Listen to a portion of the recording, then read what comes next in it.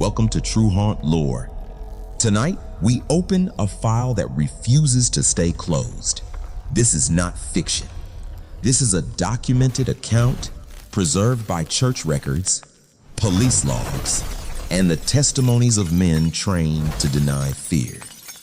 We're heading to northern Sweden to a red wooden house standing alone in the frozen silence, the Borgvattnet Vicarage. Before we go further, subscribe and turn on the notification bell to join the archive. Because the deeper we dig, the darker it gets. It's 1927. Jämtland is buried in snow. The silence isn't peaceful. It's heavy, pressing. The village is small, surrounded by endless forest, and at its center stands the vicarage, a place meant for prayer. But something inside it does not pray. Chaplain Nils Hedlund was a rational man, a theologian, not someone who believed in wandering spirits. But one night in the attic, that changed. He had hung wet clothes to dry, heavy wool, still dripping. As he turned to leave, he noticed them swaying. Not gently, violently. He checked the windows, sealed shut, no wind. Then the temperature dropped. His breath turned visible, the air dead cold. And suddenly every piece of clothing was ripped from the line, thrown to the floor as if something had grabbed them. No sound followed, just silence, watching him. After that, the footsteps began. Every night, slow, heavy. Right outside his door, nothing. The moment he lay down, they returned. Hedlund left and barely spoke of it, but the house didn't stop.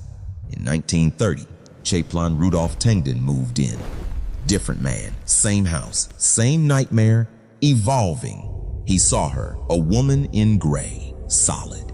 Not a shadow, not a trick. She moved through the hallway, gliding, her feet never quite touching the floor. One evening, she stood in his doorway, not looking at him, but through him, her face full of sorrow. He stood up, she turned, walked into the hallway, and vanished mid-step. No doors, no exits, just gone. By the 1940s, things turned violent. Otto Lindgren and his wife reported furniture being dragged upstairs. Loud, aggressive. They would rush up, nothing moved. Dust untouched. Then came Ingeborg. She woke in the night, freezing cold. At the foot of the room, 3 women sat on a sofa, crying. Not screaming, just low, endless sobbing. She couldn't move, couldn't breathe. She watched them, listened to them, until she shut her eyes. When she looked again, they were gone. But the sofa was still pressed down, as if something had just stood up. Then came 1945. Eric Lindgren, a skeptic. He brought a rocking chair into the house, determined to live normally. One night, while reading, he felt a push, then another. Stronger. He planted his feet, stopped the chair. Silence. Then something slammed it forward. He was thrown to the floor. The chair kept rocking by itself. He sat back down. It happened again. And again. Whatever lived there did not want him in that chair. His journal tells the rest. He wrote about a watcher, a constant presence, always observing. He heard parties in empty rooms, laughter, glasses clinking. He opened doors and found nothing. He woke to footsteps circling his bed, never stopping, never revealing themselves. The house didn't just scare people, it broke them. Doors unlocked overnight, objects moved across floors, items vanished and reappeared days later in places no one had entered. And yet, every witness described the same things, the same footsteps, the same cold, the same presence. In the 1980s, a priest named Tor Forstlund tried to fight it. Exorcisms, rituals, confrontations. The activity didn't stop. It escalated. Lights flickered in response to his voice. Temperatures swung violently. The house seemed to resist him. He left, and the vicarage remained. Today, it's a bed and breakfast. You can stay the night. If you last until morning, you get a certificate. But the guest book tells a different story.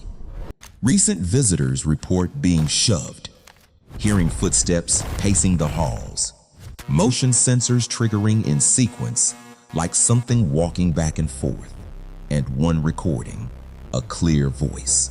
Get out. A whisper, a command. So what is Borgvattnet? Not just a haunting, but something aware, something that reacts, something that watches. Because this isn't just echoes of the past, it's interaction. It chooses when to act, when to show itself, when to push, when to speak, and when to let you think you're alone. So imagine this, you're lying in that house. Total darkness, no sound outside, just the wind in the trees.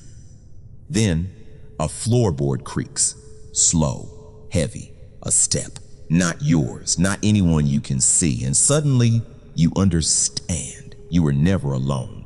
If you made it this far, like the video, subscribe, and tell me in the comments, what would you do if you spent one night inside Borgvattnet? Because the archive is always open, and some stories are still being written. Good night. So, after exploring the chilling history we just covered, the ghostly rocking chairs, the unseen forces tearing laundry from the lines, and the terrified priests who documented it all, you're probably wondering, what is the atmosphere like at the Borgvattnet Vicarage today? Well, my personal take on Sweden's most haunted house right now is all about the deceptive beauty of its isolation. If you travel to this remote northern Swedish village today, expecting to find a dark, menacing fortress, you will be completely surprised. Instead, you are greeted by an incredibly serene pastoral setting. The building itself is a stunning example of traditional Scandinavian vernacular architecture, a beautifully preserved wooden house surrounded by quiet, healing nature. During the day, it gives off a peaceful, almost cozy cottagecore vibe. With the surrounding forests and the tranquil landscape, it feels like the perfect quiet retreat to just disconnect from the world. But that cozy exterior is exactly what makes the reality of this place so unnerving. Today, the vicarage operates as a bed and breakfast, specifically catering to those brave enough to test the legends. It has completely leaned into its dark history.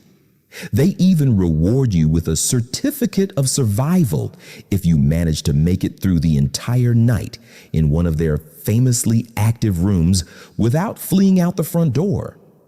Honestly, from my perspective, the true terror of Borgvattnet today lies in that very contrast. The sheer isolation that makes it so visually peaceful during the day becomes completely suffocating once the sun goes down. The ghosts of the old vicars are seemingly still in charge. It is a beautiful, quiet slice of rural history with a very dark secret. Thanks for joining me on this case, and I'll catch you in the next mystery.